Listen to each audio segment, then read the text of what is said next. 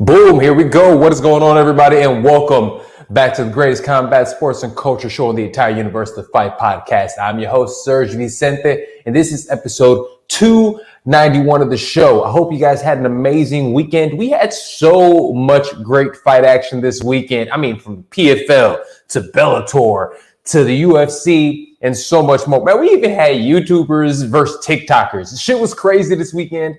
We're going to go ahead and focus on a couple different things. So on today's menu, we're going to talk about everything UFC 263. We'll go ahead and recap that, talk about Israel Adesanya's domination against Marvin Vittori. We'll also talk about the baby face, the new face of the flyweight division. We're talking about the first Mexican-born champion in UFC history, Brandon Moreno. We'll talk about that.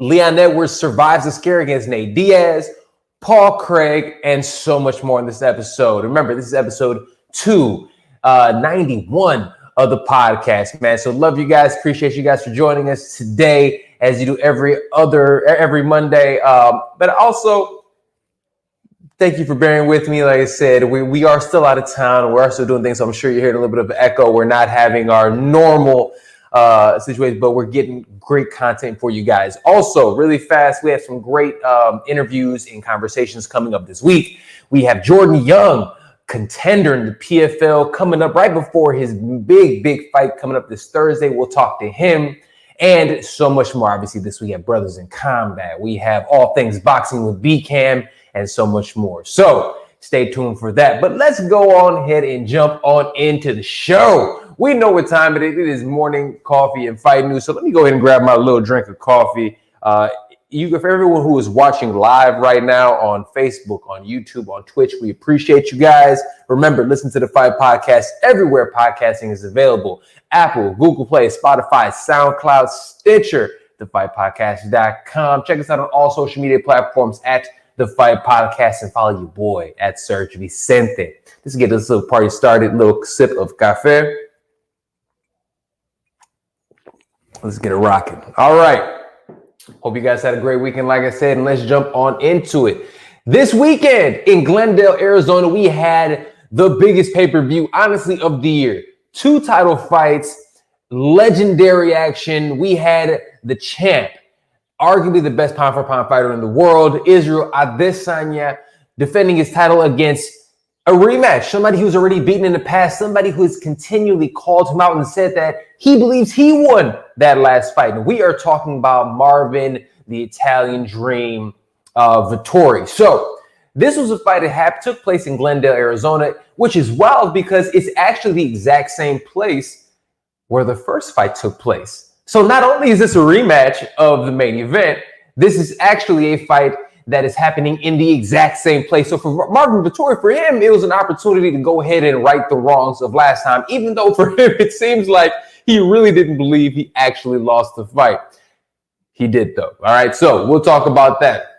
So let's go ahead and actually talk about the numbers. Israel Adesanya goes out there and dominates Marvin Vittori 50-45 on all judges' scorecards. And I'll be honest with you guys, after watching this fight, he is who we thought he was. And I think we really go back into it. I know a lot of people are going to say a bunch of different things. But the reason that this fight really just looked like everything is because let's go ahead and actually, we're having some, our camera's acting silly. So we're going to go ahead and fix that for you guys real fast. You got to love live TV, folks. Hold up for a second. We're going to get this rocking.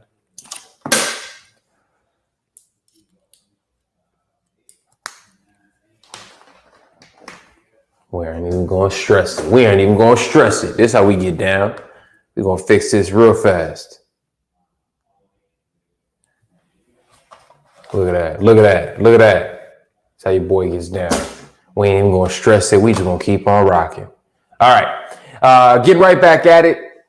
Like I was saying, Israel Adesanya goes out there and I think proved a lot of the haters wrong. I think after his last fight with Jan Blachowicz over at 205, the verdict was essentially that you can just take Adesanya down. He's not as good as we thought he was.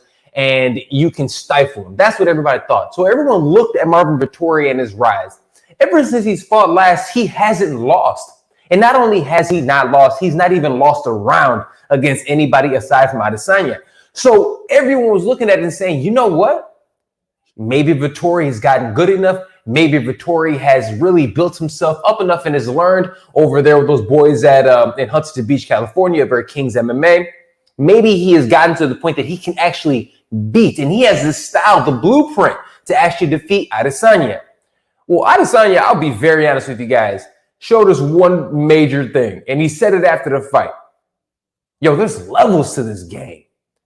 There's levels. And right here on the Fight Podcast, we said it here for you guys as well. And we said at the end of the day, Marvin Vittori, as good as he is, and he is good, he's just not good enough.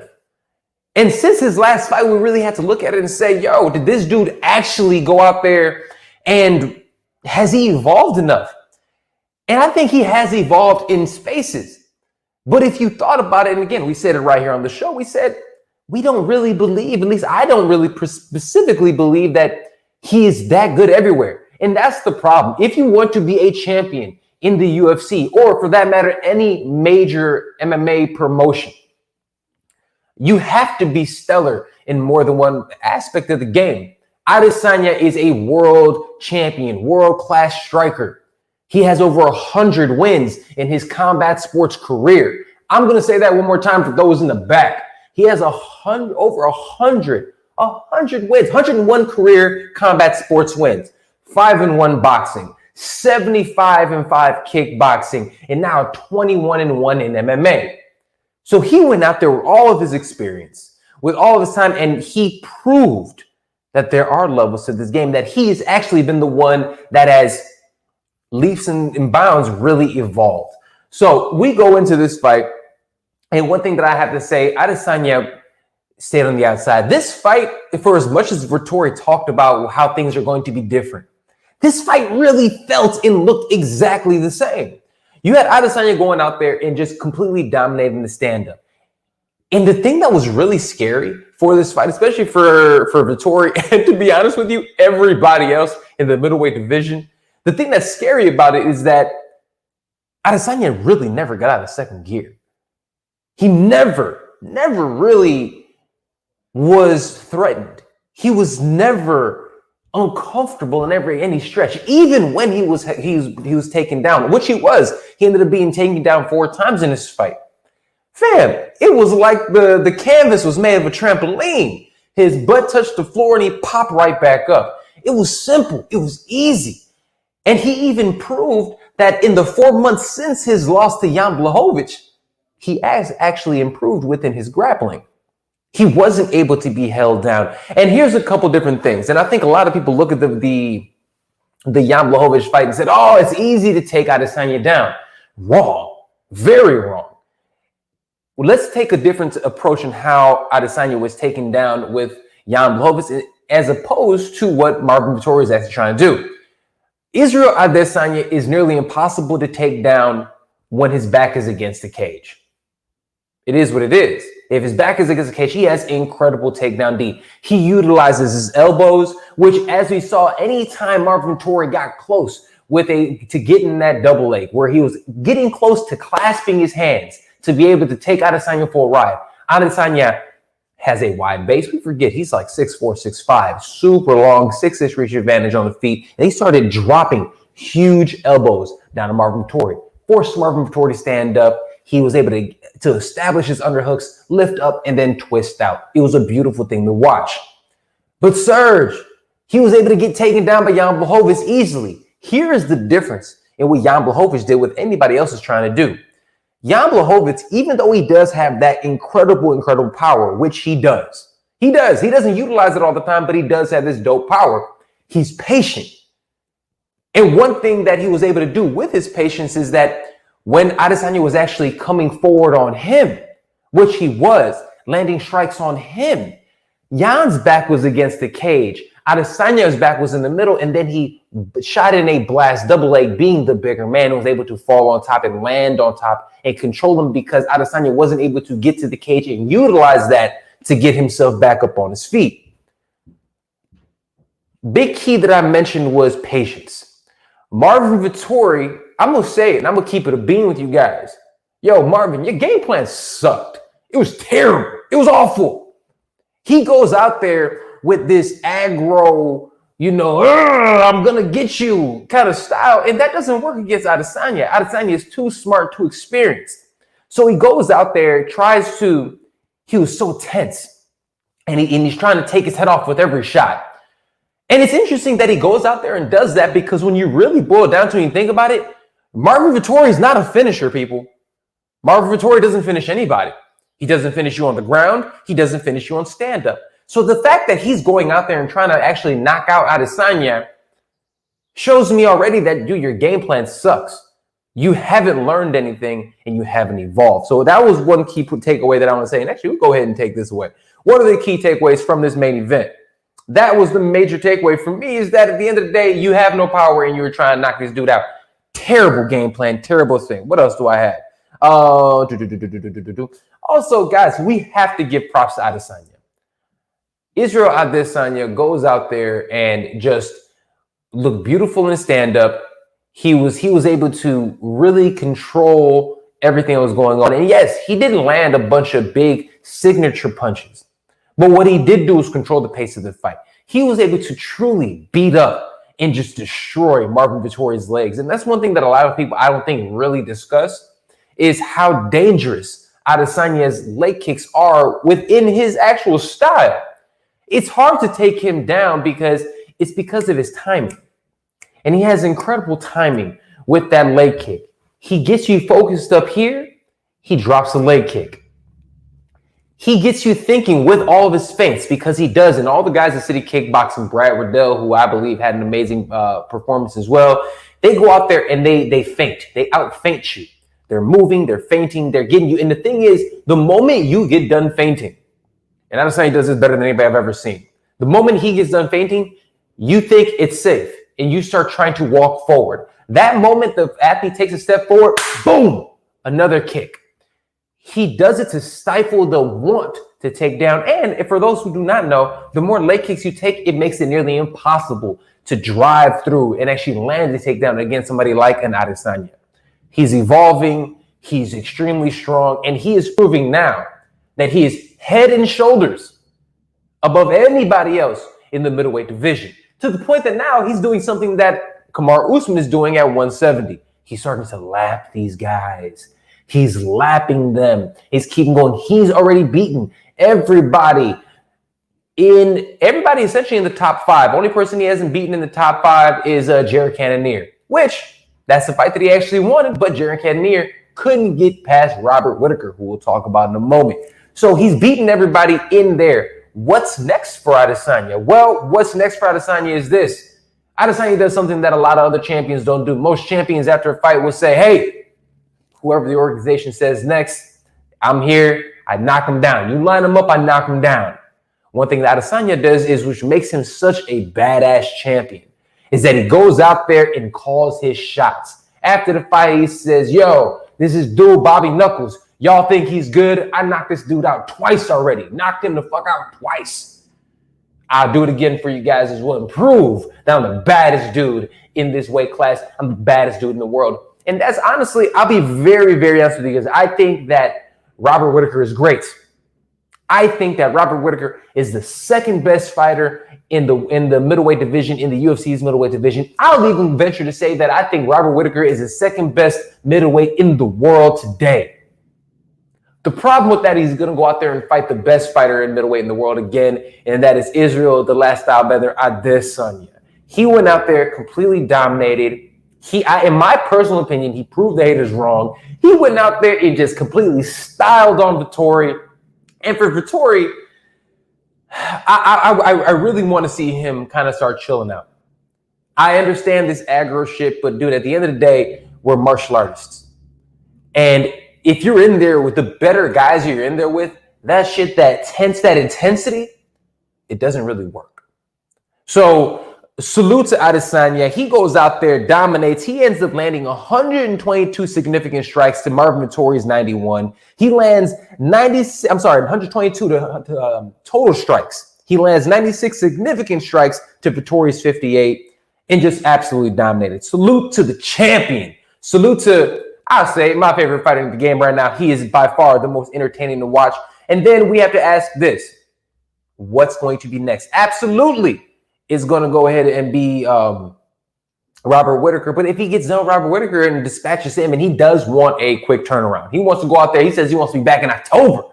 Active champions. He's already fought 3 times in the last 90 days. That's how fucking dope Adesanya is. But the other people that you can possibly face in this weight class, obviously, you have Derek Brunson, number 5. He's already beaten Derek Brunson, but he's been calling out Darren Till forever.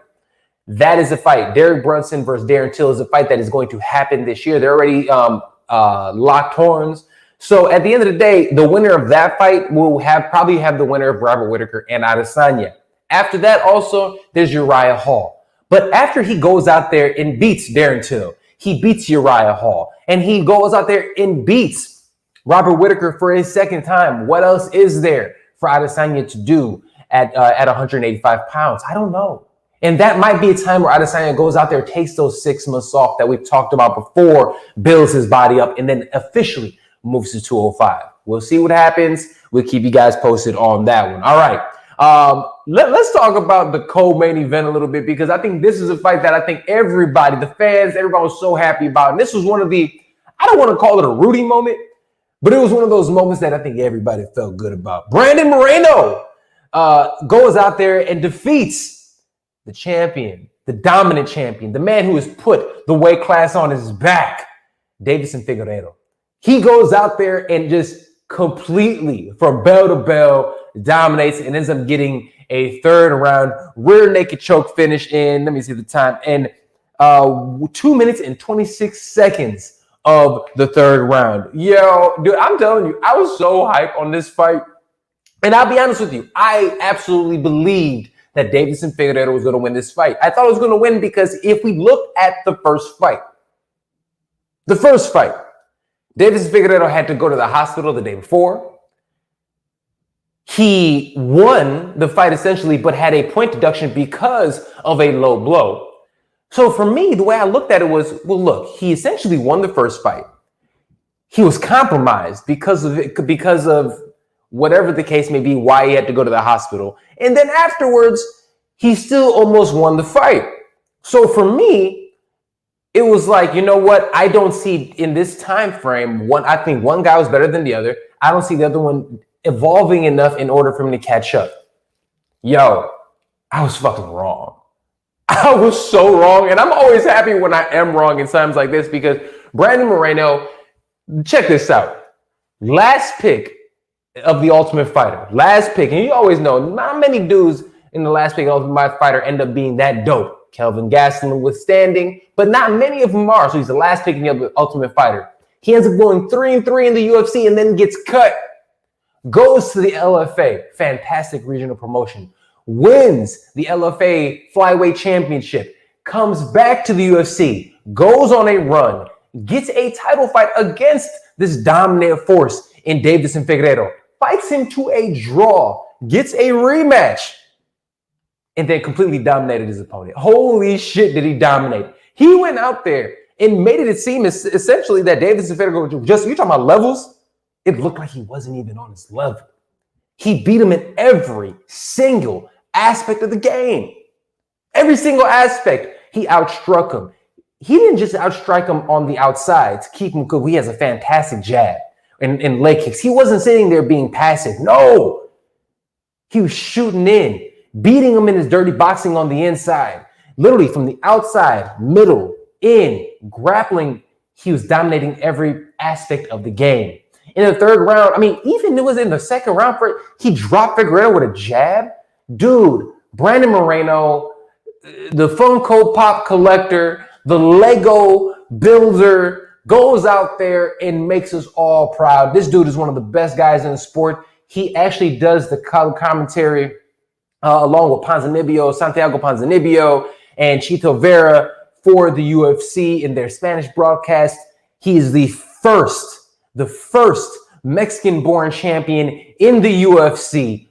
all praise is due. Let's give all the love and salute to Brandon Moreno, who goes out there and just, I mean, dude, we have a star. Mexico, you fucking got one. You have one. This dude is a star in this sport. And think about this. Mexico was never the UFC, when the UFC first started, they were looking at it in terms of, you know, in growth. When Zuffa was first coming up, they were looking at growth. And they were trying to follow, okay, let's follow the boxing model. USA, Mexico, the UK. That's how they expected to grow MMA. Well, they were wrong. It didn't catch on those places the exact same way. It really ended up following the pro wrestling model, where it ended up hitting Canada. It hit, should I say, like Brazil and other places around the world, you know, Japan and stuff. It hit that pro wrestling model, and now they're obviously charting their own path. So with that, Mexico now finally has a bona fide, legitimate superstar that they can get behind. And I'm telling you right now, we already know, I mean, with boxing, the Mexican spirit and heart that they absolutely have, and what we see and how they dominate the lighter weight classes in boxing. I believe this is going to usher in a new era where we're starting to see a lot of these amazing Mexican fighters coming out and representing MMA. I absolutely will see, I think we will see more events in Mexico, more big Mexico City events, and you can headline events like this with this guy. I'm telling you, Brandon Moreno is the face. He is a good guy. He is somebody that you want to get behind. I couldn't be more happy for him. Amazing performance. Salute to the new flyweight champion, Deiveson Figueiredo, man. I love it. What a great performance, man. This dude goes out there and absolutely just rocked it. For everybody who is watching live right now on Facebook, on YouTube, on Twitch, I appreciate you guys.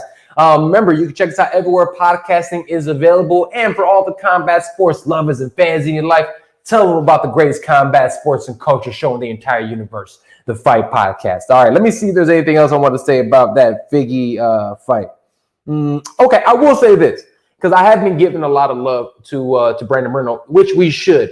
But it really brings the question at the end of the day, was Deiveson Figueiredo compromised? Was he compromised in this fight? Because he was the very last guy to actually weigh in for this fight card. Not only was he last, he didn't wait till the last half hour, last 15 minutes. He literally, it was 30 seconds left on the clock, and he finally weighed in. Otherwise, he wouldn't even been able to fight. So when I saw that, I was like, maybe it was gamesmanship, or maybe there was something actually wrong with his weight cut.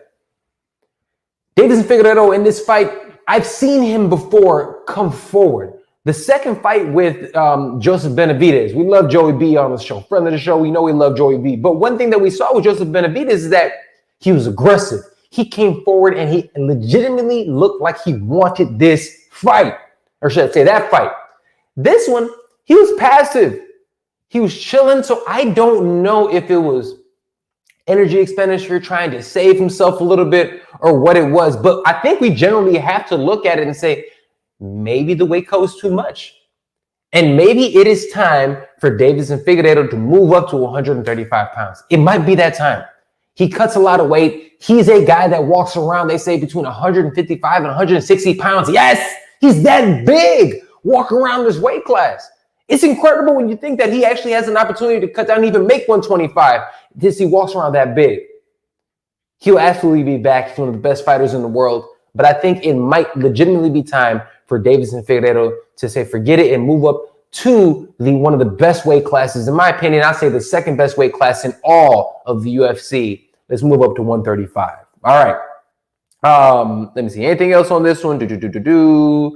Interesting stat for you guys. I want to talk about this. In 2020, zero, absolutely goose egg, zero champions lost their belts in 2020.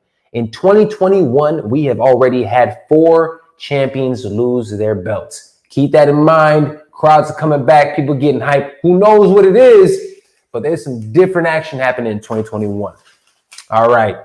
Real quick, as I transition and take my little sip of cafe in this, because it is morning coffee and fight news. And for all of us, yeah, it's early for me. I'm on the East Coast still. Usually morning coffee and fight news doesn't start till, 1 p.m. Eastern Standard Time. It's only 7 o'clock back in the crib. It is what it is. I'm happy to be here with you guys bright and early in the morning. We have our coffee. Thank you for everybody joining us on Morning Coffee and Fight News. I will say this. Arizona, Glendale. Yo, you guys were a shitty audience, man. The crowd was terrible. Oh my God. Anytime there was a grappling situation, they were booing. Any pause in the action, they were booing. Like, you guys have never watched MMA before. Grow up. Oh, it was annoying. Dude, one of the worst. I thought Florida was going to be ass. Fam, Arizona, and I'm with y'all right now. I'm cheering for the Phoenix Suns. I'm a Lakers fan, and I'm cheering for the Phoenix Suns right now. But Glendale, bruh, it was ugly. Ugly, terrible fans. The audience was ass. All right, move right along as I shit on Glendale for a little bit. Oh, dude, let's talk about this one. Leon Edwards. Leon Edwards goes out there and survives against Nate Diaz. He ends up winning on all scorecards, 49-46, 49-46, 49-46. He ended up surviving a final minute scare, about a minute and a half, maybe 2 minutes left in the fight. After a pure domination from pillar to post, Leon Edwards was dominating this fight. Leon Edwards was stinging. He was dominating the stand-up. He was hurting him. He was every exchange, the grappling exchanges, the striking exchanges, the control, every aspect of the game, Leon Edwards was winning the fight. But one major issue that I had in this fight is this. There didn't seem like it was a sense of urgency with Leon Edwards. And I think this is a knock that a lot of people have on Leon. He goes out there, he is technically superior to almost everybody he goes out there and faces because he is. And I don't care what anybody says. If you guys want to go out there and say, oh, Leon's not good, you're not really paying attention. Leon Edwards is a fucking dog. And not only is Leon Edwards a fucking dog, he is. And I'm gonna keep it a buck with y'all. He is the second best welterweight in the world, regardless on the organization. Kamaru Usman is number 1. Number 2 is Leon Edwards. You take your Kobe and shove it up your ass. I do not have faith in Kobe Covington. Kobe Covington hasn't fought a real fighter in 2 fucking years, and he doesn't seem like he wants to fight at all. The second best fighter, and Dana White getting his mag on, I don't know what it is insistent that this man gets this fight, even though he continues to turn down fight after fight. So for me, for my money, Leon Edwards is the second best guy in this weight class. But here's the problem with it. Because of this performance and because of the lack of tenacity that I believe he showed, it hurt him in this fight. Because one thing, bro, and you have to salute the legendary Nate the Great Diaz, because he never stopped. He always continued coming forward. And in about, like I said, about a minute and a half, 2 minutes left in the fight, he lands a beautiful 1-2. And one thing that Nate does is this. Nate, with his striking and with his boxing, a lot of people look at it like it's not that great. You're wrong. He has incredible boxing. And one thing that he does is very similar to what Adesanya does with his leg kicks and some of the other things. They switch up their timing. They get you accustomed to the 1-2. 1-2, 1-2. But then all of a sudden he'll switch up the timing on you. Pop, quick, pop, 1-2, real quick. And that's what he called Leon Edwards with. Leon Edwards, and I'll say, got lazy, got comfortable, realized that he was cruising. And again, this is the issue that I have with Leon Edwards. If Leon Edwards goes out there and completely dominates, goes out there and finishes Nathan Diaz, there's no questions asked. He has the next title shot. He is the guy. We said as much here on the show. We said it on this show. We said it on Brothers in Combat. We have said it on the Scrappy Hour. We said it everywhere. That anybody would listen, that if Leon Edwards goes out there and dominates in the Nathan Diaz in the manner that Jorge Masvidal dominated Nathan Diaz, they wouldn't be able to do anything but give him a title shot. But he didn't. He cruised. He dominated this performance, but he didn't have a sense of urgency to finish Nathan. He let Nathan stay around, and then this is what happens. Nate hurts him, almost finishes him, gets to the brink. Fam, I was jumping up and down on my chair. I couldn't believe it. It was coming. Holy shit, Nate's doing it again. Nate's proving why he is the great Nathan Diaz. He doesn't end up getting to finish it. He gets out, but here's what ends up happening.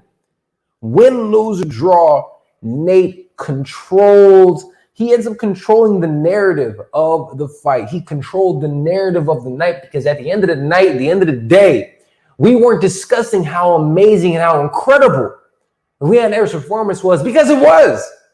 As much shit as I talked about it, it was an incredible performance, almost a flawless, almost a perfect performance. But because he didn't finish the job, Nate Diaz controls the narrative. Everyone's talking about how amazing Nathan Diaz is. And now Leon Edwards is back to the end of the drawing board. And this is why it sucks. It seems as if they're going to go ahead and give Colby Covington the next title shot at Kamaru Usman at 170. Even Kamaru Usman says, I'm not impressed. He has hit him with a GSP. I am not impressed by your performance. He hit him with one of those. So after he hit him with one of those, you have to look, okay, Colby's probably going to be coming up next. Nate, unfortunately, for Nate, because of the star power that he is, and also the star that Jorge Masvidal is, we have unfinished business there. Watch Jorge Masvidal get Nathan Diaz. Huge fight. You can sell it. That's what's going to happen. And then at 170, fights that actually matter, you have Wonderboy Thompson going out there and fighting against Gilbert Burns.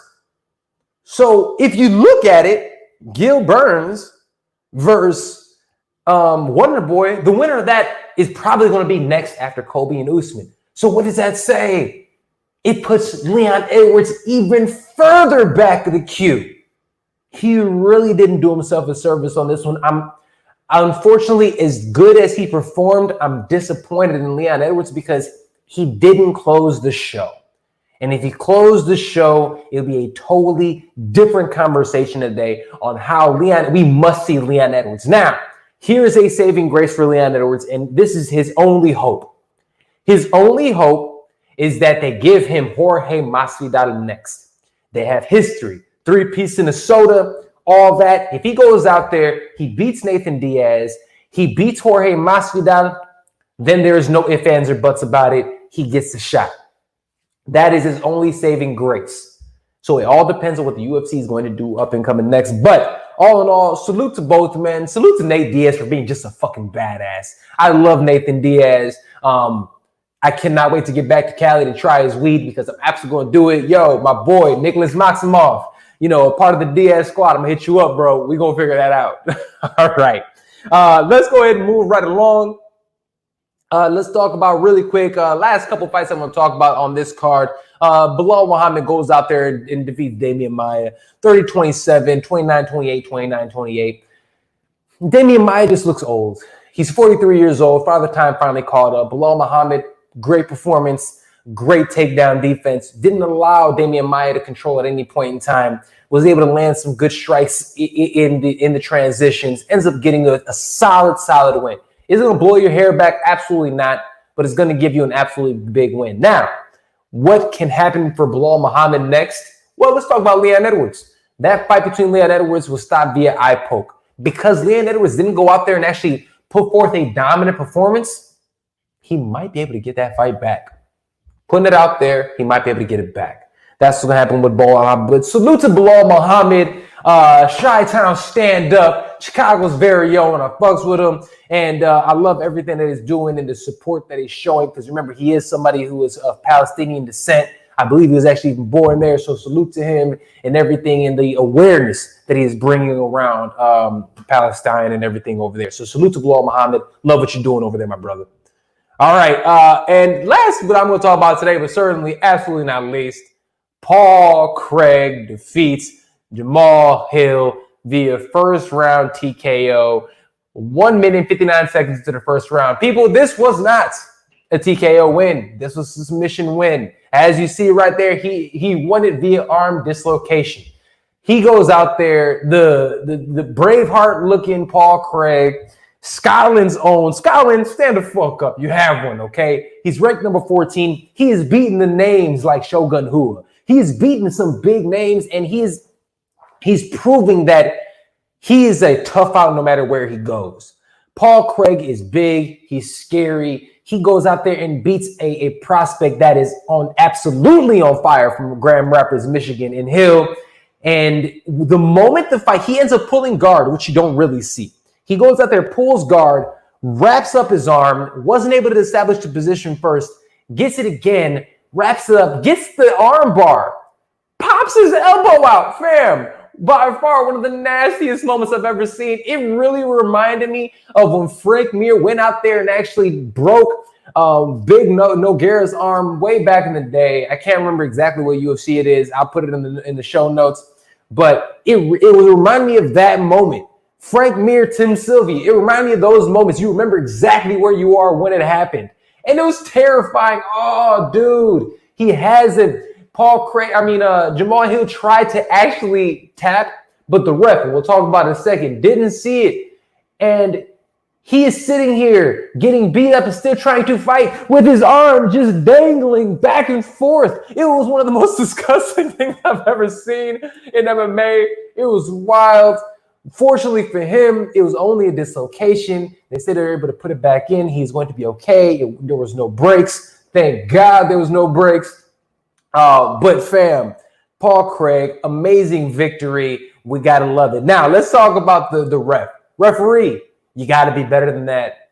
The man tried to tap. He actually did tap. You have to be in position. And then at the end of the day, you see the arm angle. Once you see an arm is facing the opposite fucking way, you have to call the fight. I'm so thankful that there was no breaks, because if there was and this kid couldn't fight ever again, this would be totally on that referee. And I understand reffing is an extremely hard job. It is. But what this fucking dude did to get caught like that and then not actually break that up, he should not be allowed. He should absolutely, at the very least, he needs to be reprimanded. It is a difficult job, but I am telling you right now that there is no excuse for that. You have to put yourself as a referee in the position to protect the athletes. That is your only job.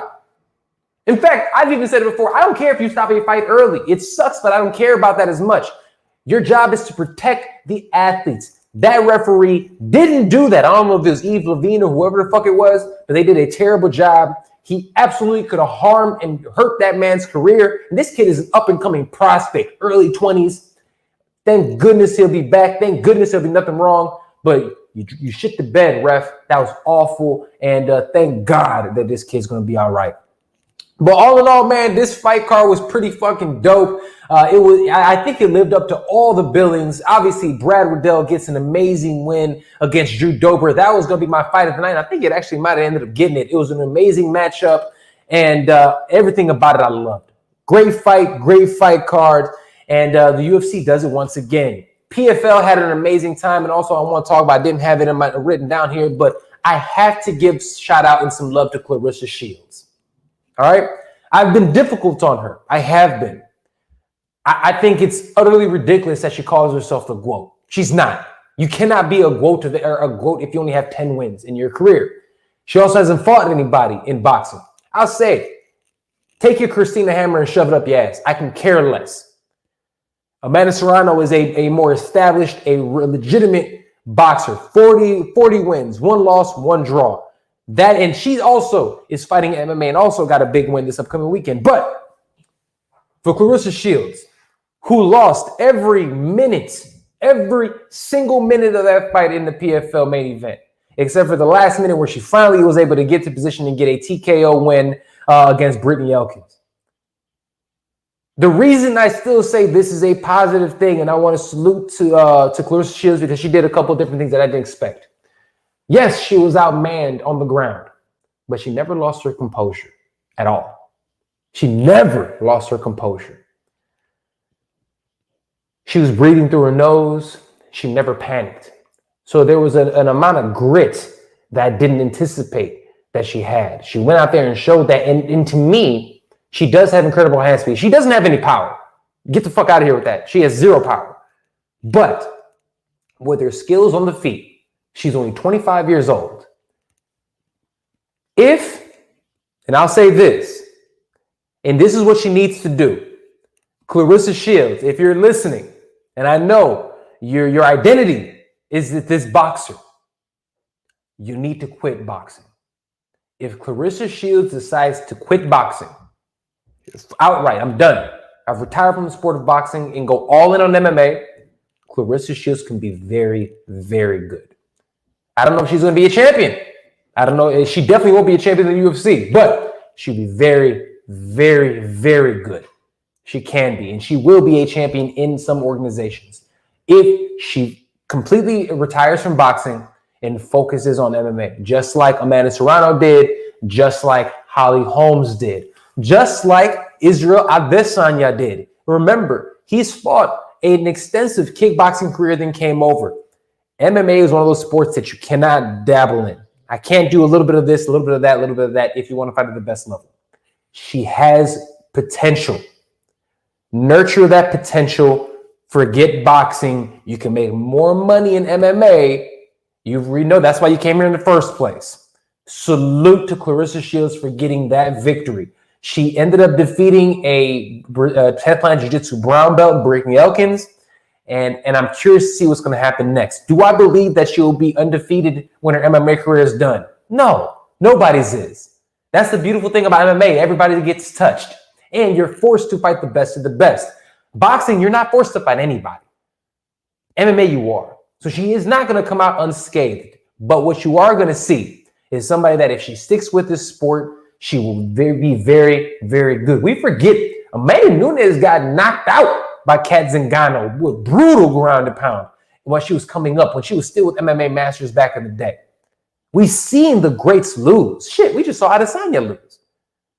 But if you stick with the sport, you continue growing, she's young enough to really make a name for herself. Salute to her. Also, Bubba Jenkins in the PFL, salute, man. My man's, he went out there and did absolute work. Great PFL card.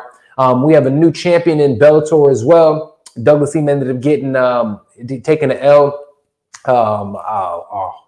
The Ukrainian gentleman, I'm blanking on his name. I apologize. He ends up getting a fantastic win. He's undefeated, 22-0. Amazing performance. Beats. I mean, he didn't really do much. Literally, a wet blanket on top of him, but dominant performance against Douglas Lima. And also a great co-main event with Paul Daly over there. So love what I saw in this whole weekend. A lot of fun. YouTubers and TikTokers were beating each other's ass. And I'll be very honest, we don't know none of those kids' names, but there were actually some entertaining fights. So salute to them for going out there and finding a lane. And real quick, last thing I'll say before we get out of here, people get pissy about the YouTubers and TikToks, and now you got the little baby going out there saying that, you know, he wants to get rappers to box and come up with an organization like that. People, there's a lane for this, and I'm not mad at it. I've gotten to the point, this is sports entertainment. I love what I'm seeing. Shit, your boy's been watching the Usos and Roman Reigns for the last month because that's the most entertaining shit that I've seen forever. WWE is back. So look, sports entertainment is a real thing. There is a legitimate place for what's happening right now, and we have to accept it because it's here. All right. With that being said, this is all we have for episode 291 of the greatest combat sports and culture show in the entire universe. I am your host, SERG Vicente. Don't forget, we have a great week coming up lined up for you guys. Later on today at 2:30 p.m. Eastern Time, 11:30 a.m. Pacific Time, I will be joined by PFL contender Jordan Young. He has a big fight coming up this Thursday on the 17th, and we'll talk about that fight and so much more. We'll also have Brothers in Combat this week with myself and Darnell Giovanni. You know, we're the dynamic duo on MMA Media. We also have myself is being joined this week. All things boxing. We'll also have B-Camp coming on the show, The Guru, and so much more. With that being said, this is episode 291 of the greatest combat sports and culture show in the entire universe, the Fight Podcast. Don't forget to check us out everywhere podcasting is available. Apple, Google Play, Spotify, SoundCloud, Stitcher. Check us out at thefightpodcast.com. All social media platforms at The Fight Podcast. Follow me at Serge Vicente. Love you guys. I'll see you next time right here on The Fight Podcast. Deuces.